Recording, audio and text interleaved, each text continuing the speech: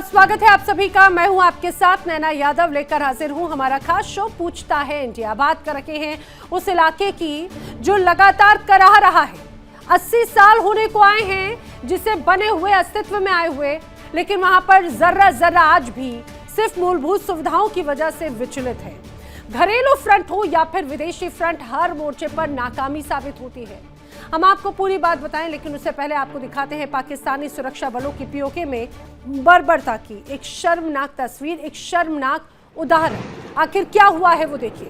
आपकी TV screen पर जो तस्वीर आपको नजर आ रही है ना, यह है पाकिस्तान के अवैध कब्जे वाले कश्मीर की, यानी पीओके की। अब बैकग्राउंड की आवाज को जरा ध्यान से सुनिएगा। वहां पर जो आपको आवाजें सुनाई दे रही हैं, फुल फ्रेम में इसको दिखाते हैं।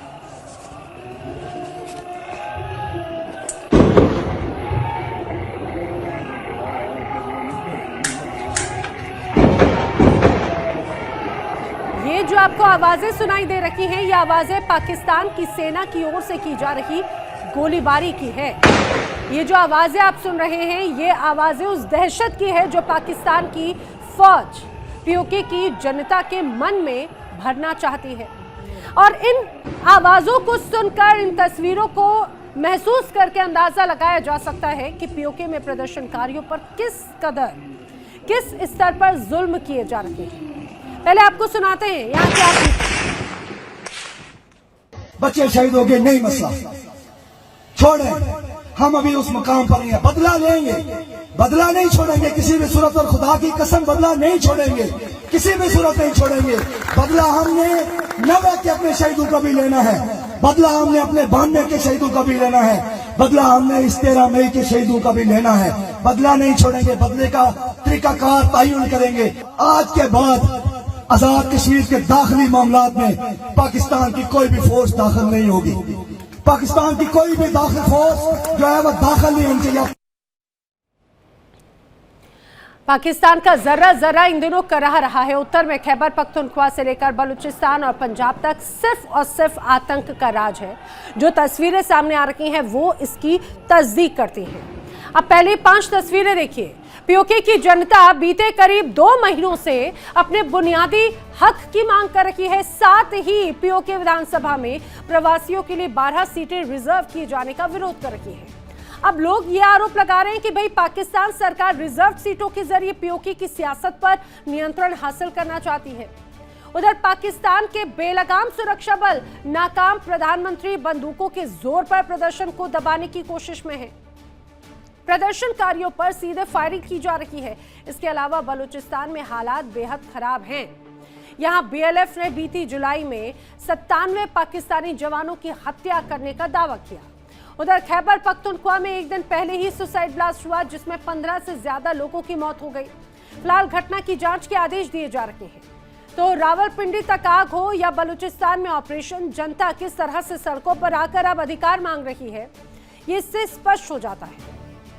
अब तो खबर यह है कि सच्चाई दिखाने से बौखलाती पाकिस्तान सरकार ने मीडिया पर भी सख्ती बरतना शुरू कर दी।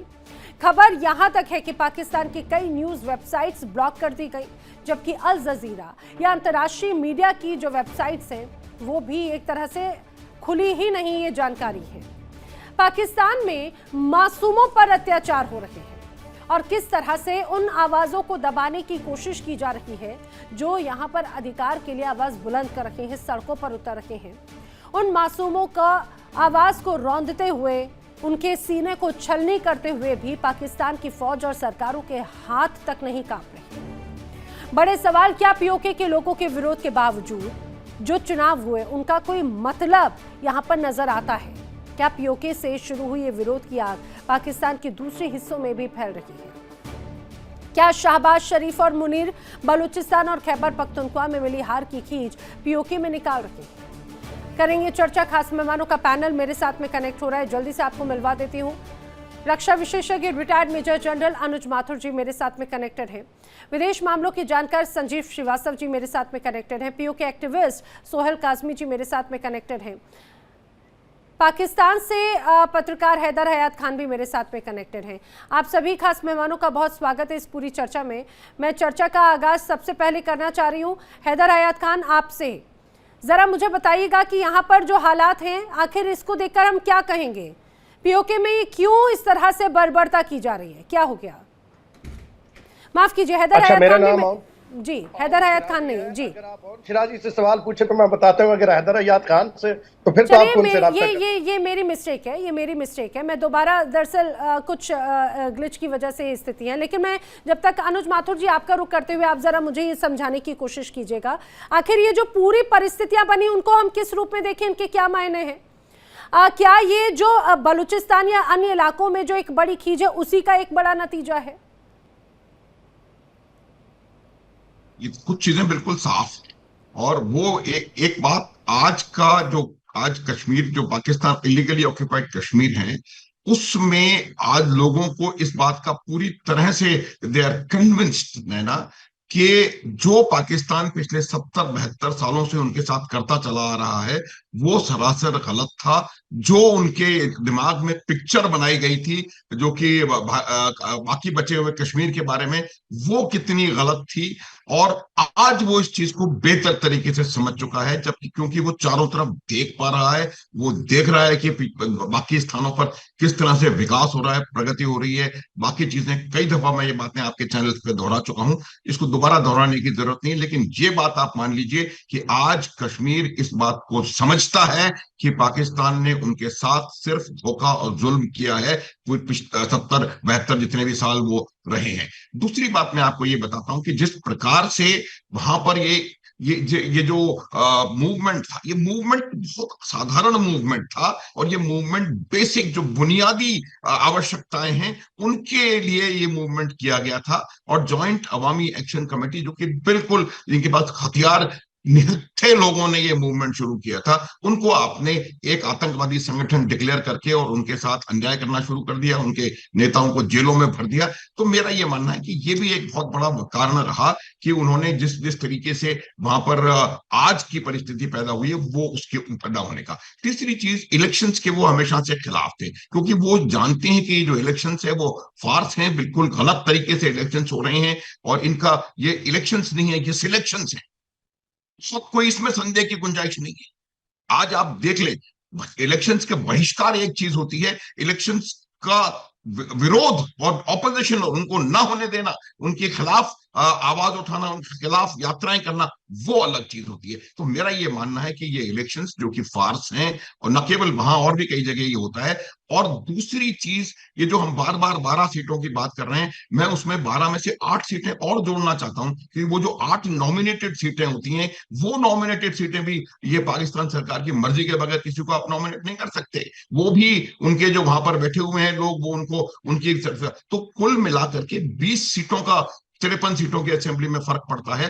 तो ये पूरा का पूरा पॉलिटिकल सिस्टम जो है वो फ्लॉड है, पूरा का पूरा पॉलिटिकल सिस्टम फ्लॉड है। जहां तक सवाल बलूचिस्तान का है, देखिए ये बात पाकिस्तान की सेना और पाकिस्तान की सेना के काम करने के तरीके से ये बात बिल्कुल क्लियर थी कि हर समस्या को उन्होंने बंदूक की गोली से सुलझाने का प्रयास किया।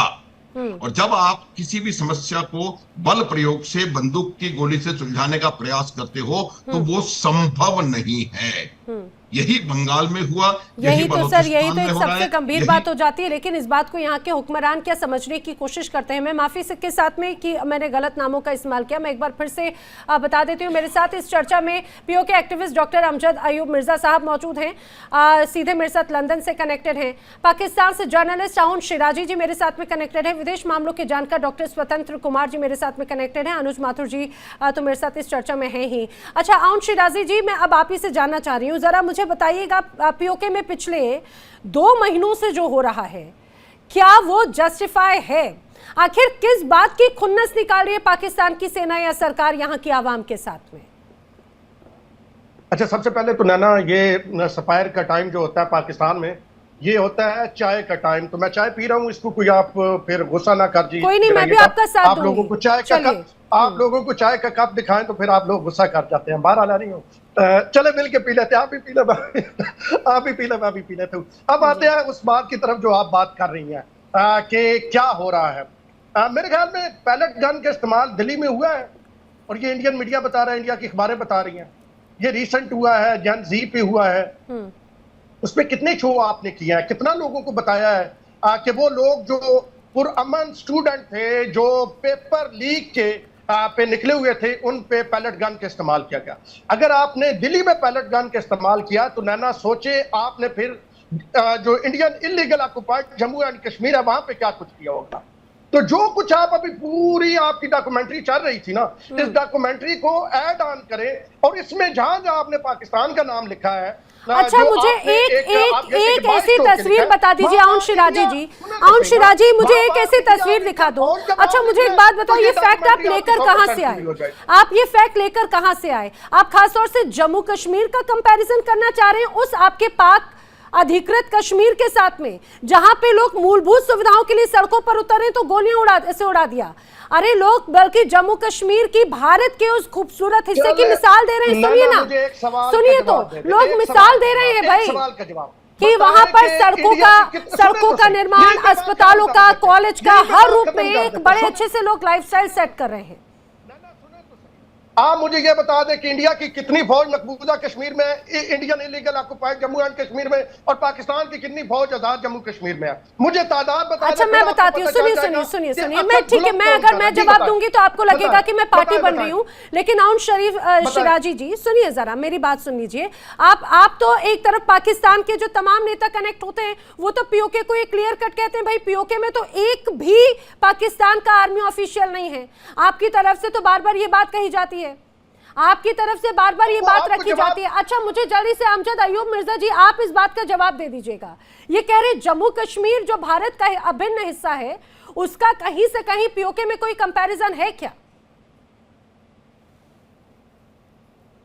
मिर्जा साहब ऑडियो अनम्यूट कर लें प्लीज। Are you Shirazi? बहुत शुक्रिया नैना जी। सबसे पहले तो दो हिंदी के शब्द हैं जो जनरल साहब ने बोले, उनका मुझे मतलब बता दें। एक तो प्रयास उन्होंने कहा, उसका क्या मतलब है? दूसरा संभव, ये दो वर्ड्स बताएं, इनका क्या मतलब है? प्रयास मतलब जी प्रयास मतलब होता है कोशिश, बाकी हालांकि उद्देश्य अगर माथुर जी ये अगर कुछ बताना चाहें तो सर आपका संभव जी। प्रयास का मतलब कोशिश होता है और संभव का मतलब पॉसिबल होता है, पॉसिबल। अच्छा अब मैं, थैंक यू सर, दो नए शब्द सीख लिए। अच्छा अब ये बात है कि जो हमारे ये आए हुए हैं पाकिस्तान से भाई, चाय पी रहे हैं, हम भी पी रहे हैं। देखो भाई मेरी बात सुनो, आप जाहिर है उम्र में मुझसे कम हो, मेरा जर्नलिज्म में एक वसी तजर्बा है। मैं आपको ये ज़रूर कहूँगा कि जब आप आते हैं और आपसे एक सवाल किया जाता है, एक फॉर इंस्टेंस पीओजेके के हवाले से आपसे उन्होंने सवाल किया, तो आप पीओजेके के हवाले से ही जो, सुन लो मेरी बात, जवाब दे, सुनो ना बात सुनो। आप तब, मुझे जर्नलिज्म करनी अच्छी तरह आती है, आप किसी के टुकड़ों पे पाल के मुझे जर्नलिज्म करना मत सिखाएं। मुझे पता है जर्नलिज्म कैसे की जाती है। आप बराए मेहरबानी अपने सवाल का जवाब दें। आप जो हिंदी शब्द सीख रहे हैं वो सीखें। आप मुझे क्यों मतलब डायरेक्टली हो रहे हैं? आप उनको जवाब दें जो उन्होंने सवाल किया। क्योंकि आप बकवास कर रहे हैं, आप झूठ बक रहे हैं, आपको कुछ पता नहीं है जम्मू कश्मीर में क्या हो रहा है। You know you are talking nonsense and wasting our time. आपसे सवाल पीओजेके का किया है, आप जंतर मंतर पहुंच गए, समझ आई? अभी मैं आपको एक चीज दिखाऊंगा तो आपको आग लग जाएगी। ये देखें, ये है, ये भारत का तिरंगा है। अब आपको लग गई होगी आग, अब आप पानी पिए, पानी, अब आप पानी पिए। पीओजेके के अंदर पैलेट गन चलाई है आपकी फोर्सेस ने, पाकिस्तानी ऑक्युपाइड जम्मू कश्मीर में पैलेट गन चलाई है, हमारे बच्चे छन्नी किए हैं। पिछले 4 दिन में आपने 20 से ज्यादा, 3 दिन में बल्कि 20 से ज्यादा पीओजेके में नौजवान शहीद किए। 8 मकाम पे आपने, नीलम में जो है 6 और मुजफ्फराबाद में आपने जो है वो 10 शहीद किए हैं। इसके अलावा और जगहों पे मीरपुर में और कोटली में भी आपने शहीद किए हैं। आप कत्लेआम कर रहे हैं, आपके हाथ से 2 मिनट चुप भी कर जाओ, 2 मिनट खामोश भी हो जाओ। कोई तमीज भी कोई चीज है मिस्टर जर्नलिस्ट, कोई तमीज भी कोई चीज है। हाँ, थोड़ा मुंह को कुछ पा, बिस्कुट पा मुंह च, अपने मुंह को बिस्कुट पा के चुप कर 2 मिनट, बदतमीज आदमी। अब ये आदमी एक ऐसे शख्स से बहस कर रहा है जिसके पास 3 डिग्रियां हैं जर्नलिज्म की, ब्रिटिश उससे जो 19 साल की उम्र से जर्नलिज्म कर रहा है, उसके साथ आपने ये बिठा दिया याजूज माजूज। कम से कम को बंदा, मैंने कहा भी था कि बंदा कुछ चज का लेके आए। पीओजे के इज गॉन। पीओजे के पाकिस्तान के हाथ से निकल चुका है। पीओजे के का बच्चा जो है वो कह रहा है कि पाकिस्तान मुर्दाबाद, इनकलाब लाएंगे, खून का हिसाब लेंगे। खुद ही तुमने सुन लिया है सरदार अमान क्या कह रहा है कि किसी को घुसने नहीं देंगे पाकिस्तानी फोर्सेस को। कई जगह पे पाकिस्तानी फोर्सेस को मार के भगाया है, कई जगह पे रेंजर को घेरे में लिया है। और हमारी मंजिल जो है, हमारी मंजिल ये है, हमारी ये मंजिल है। हम भारत का टूटांग है, तेरी मंजिल तुझे देंगे, तू टेंशन ना ले। ये तेरे सौदागर है, इनको भी और तुम्हें भी, दोनों को पाकिस्तान फौज मंजिल देगी और तुम गद्दारों के साथ वो करेंगे। मीरा जी, चीखने चिल्लाने से आपकी जो बातें उल जुलूल तर्के हैं वो यहाँ पर साबित नहीं हो जाते। अयूब मिर्जा साहब, आपने जो अभी बात कही ना, हालांकि ये मौजूदा वक्त में हर पीओके के बाशिंदे की अभी एक यही उम्मीद है। ये भले ही शिराजी साहब इधर उधर अलबसल बातें करके अगर बातों को बात करने की कोशिश करें, स्वतंत्र कुमार जी, पीओके की जनता स्वतंत्रता चाहती है। वो कह रही है भाई इतना लंबा वक्त हो गया, हमारी स्वतंत्रता कहाँ है? ये जिसे आजाद कश्मीर कहते हैं, क्या ये आजादी होती है क्या? बलूचिस्तान, अब ये तो मान के चलिए जिस तरह से मुजफ्फराबाद, रावलपिंडी, इस्लामाबाद तक अब इसकी गूंज, इसकी आवाज सुनाई देने लगी है। आखिर कौन से ऐसे लोग हैं जिनकी कानों पे जूं तक नहीं रेंग रही इन लोगों की बातों को सुनकर? नैना जी, देखिए ऐसा है कि मैं एक आपको पहले फौरी तौर पे एक इस सारे मामले का ना ओवरव्यू देना चाहता हूं, एंड दैट इज कि पाकिस्तान की इकोनॉमी का जहां तक सवाल है तो 450 बिलियन की इकोनॉमी है। पाकिस्तान की इकोनॉमी से बड़ी हमारे महाराष्ट्र की इकोनॉमी है। एंड पाकिस्तान की इकोनॉमी जो है वो एक फेल्ड इकोनॉमी है। पिछले 50 सालों में 25 बार आईएमएफ पाकिस्तान की इकोनॉमी को बेल आउट कर चुकी है, और आईएमएफ और वर्ल्ड बैंक बार बार पाकिस्तान को ये कहते हैं कि फाइनेंशियल डिसिप्लिन लाइए। और पाकिस्तान की इकोनॉमी में सब्सिडीज हद से ज्यादा हैं। वहां बिजली पे सब्सिडी है, खाने पे सब्सिडी है, और वो सब्सिडीज इतनी ज्यादा बढ़ गई, फाइनेंशियल मिसमैनेजमेंट इस कदर हावी है, जॉब्स है नहीं, इकोनॉमी क्रैश कर रही है, कोई डोमेस्टिक इंडस्ट्री नहीं है जो सरवाइव कर रही हो। तो ऐसी स्थिति में ये देखिए सप्रेशन फील कर रहे हैं पीओके वाले लोग पाकिस्तान ऑक्युपाइड कश्मीर में। उन्होंने, पाकिस्तान ने उस समय एक्वायर किया, पाकिस्तान ऑक्युपाइड कश्मीर पे अटैक कर दिया आजादी के समय पे, और वो चला गया उस तरफ। अब वो इस बात को महसूस कर रहे हैं कि देखिए स्थिति में कितना बड़ा फर्क है। अगर आप इंडिया में जो कश्मीर की स्थिति देखेंगे और पाकिस्तान में जो कश्मीर की स्थिति, उसमें जमीन आसमान का फर्क है। दोनों इकोनॉमीज में 10 गुने का फर्क है। तो बहुत बड़ा मेजर डिफरेंस है। अब वो सारे लोग इस बात को फील करने लगे हैं कि ऑपरेशन चल रहा है, और जिस तरह की एट्रोसिटीज उनके ऊपर हो रही हैं वो कहीं ना कहीं उन्हें पाकिस्तान से दूर लेके जा रही हैं। एंड मुझे लगता है वो दिन दूर नहीं है जब वो लोग ये कहेंगे कि भाई हम we want to be a separate state.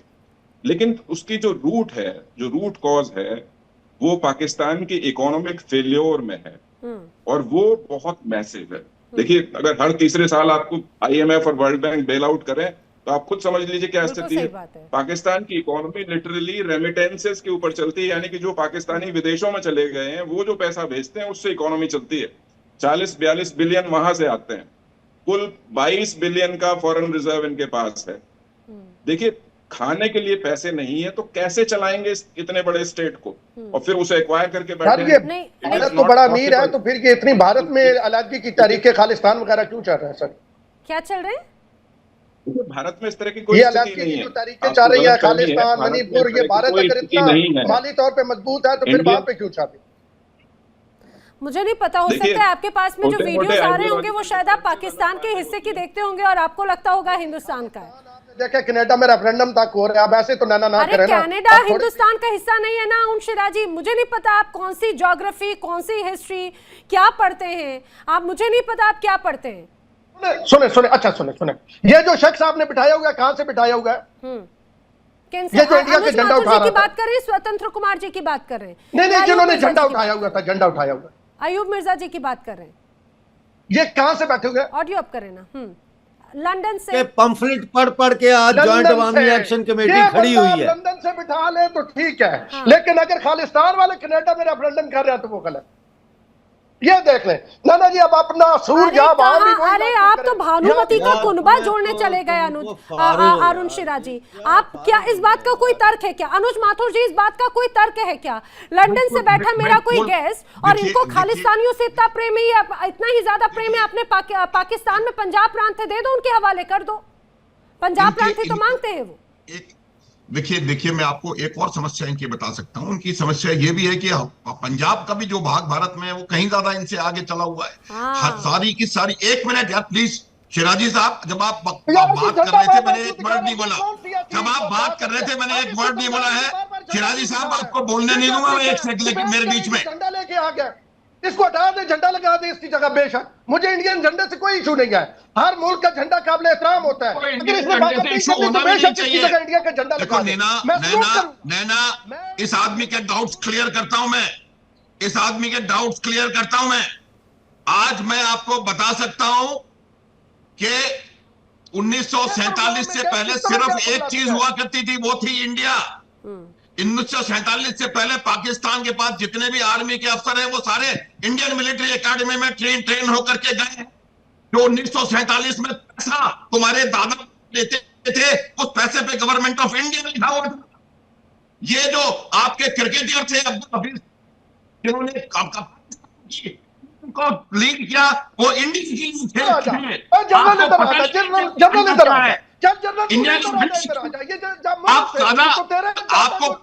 आपको कुछ भी पता नहीं इतिहास आउन शिराजी सुनो, कौन से मुगलों की बात कर रहे हो? कौन से आक्रांता थे? सुनो, कौन से आक्रांता थे, कहाँ से आए थे? ये जरा अगर हिस्ट्री की तरफ जाना चाहे ना तो अभी सारे आपको आपके पूर्वज, दादा, बाबा, परदादा, परदादी सब याद आ जाएंगे। और जिस तरह ये बता रहे हैं कि ये जनाब इंडिया एक यूनाइटेड बरसगीर था, मैं मानता हूँ, लेकिन हम किसी के गुलाम नहीं थे, ब्रिटिश रूल था। लेकिन इनके दादा जो है वो मुगलों के गुलाम रहे हैं। जनरल, तेरे दादा मुगलों के गुलाम रहा है जनरल, ये बात मान जा। 1930 में जो पाकिस्तान की परिकल्पना पहली बार की गई थी, मोहम्मद इकबाल ने कहा था, उसने कश्मीर उसमें थे नहीं थी। जो पहला नक्शा पाकिस्तान वो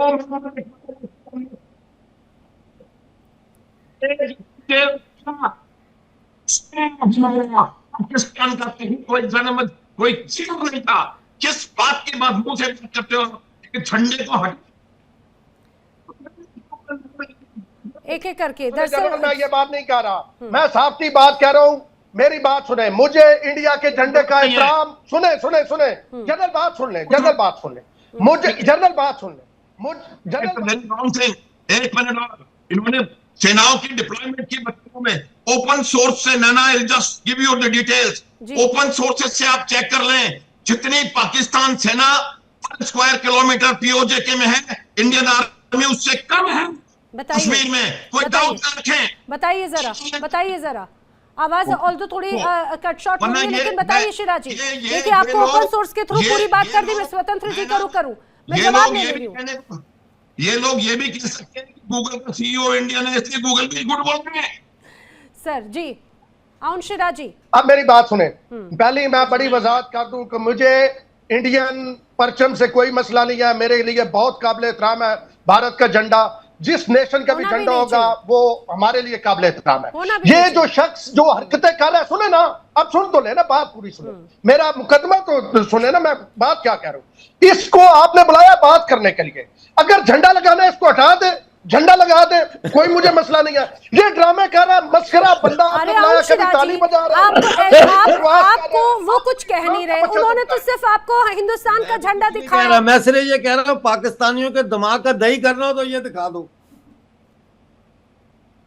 ये दिखा दो, इनके दिमाग का दही हो जाता है। तो 100 सुनार की एक लोहार की कर देते हैं आप अयूब मिर्जा साहब। ये मिजाइया शो बन चुका है आपका, ये मस्करा शो है, ये कपिल शर्मा शो बन चुका है नाना जी आपका। और उसके सबसे बड़े कॉमेडियन आज अरुण शिराजी आप नजर आ रहे हैं। इस तरह के लोग आज सबसे बड़े कॉमेडियन आप नजर आ रहे हैं। वो कुछ कह नहीं रहे, वो सिर्फ एक एक्शन करके हिंदुस्तान का परचम लहरा रहे हैं और आपको उसी में बड़ी दिक्कत हो जा रही है। अच्छा स्वतंत्र कुमार जी, क्या ये जो जिस झंडे को देखकर, ठीक है वो एक तरफ ये कह रहे हैं शिराजी कि भाई मुझे उससे कोई आपत्ति नहीं, लेकिन आपत्ति नजर आ रही है ना उनके बर्ताव में, उनके शब्द में, उनके बॉडी लैंग्वेज में।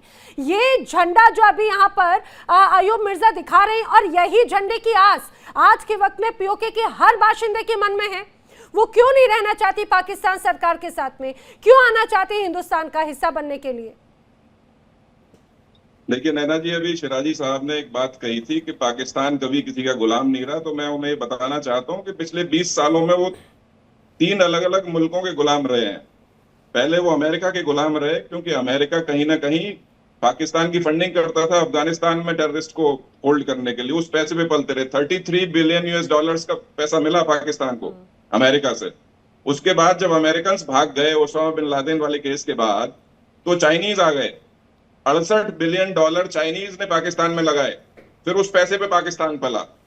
अब फिर से जब चीनियों ने ये कह दिया कि भाई आपके जो इंटरेस्ट पेमेंट है उन्हें भी हम डेफर नहीं करेंगे, तो फिर से अमेरिका के पास पहुंच गए। अब अमेरिका से कह रहे हैं हमने आपकी जो सुलह करवाने का प्रयास किया ईरान के साथ, उसके बदले हमें 10 बिलियन डॉलर दे दीजिए। ये गुलामी नहीं होती? क्या कहते हैं गुलामी? गुलामी यही तो है भाई, you are financially dependent on other nations. आपकी इकोनॉमी तबाह है, बर्बाद है, यही तो गुलामी होती है। और किसे गुलामी कहते हैं? ना फादरलैंड कौन सी है? जरा अपनी फादरलैंड का नाम बताइएगा सर, अपनी फादरलैंड का नाम बताइएगा। आप तो मदरलैंड है ना। आपको मदर से आप हर बात पे ये पाकिस्तानी मदर फादर पर क्यों आ जाते हैं? अरे आपको ये बताइए, आपको खातूनों से इतनी तकलीफ क्यों होती है शिराजी?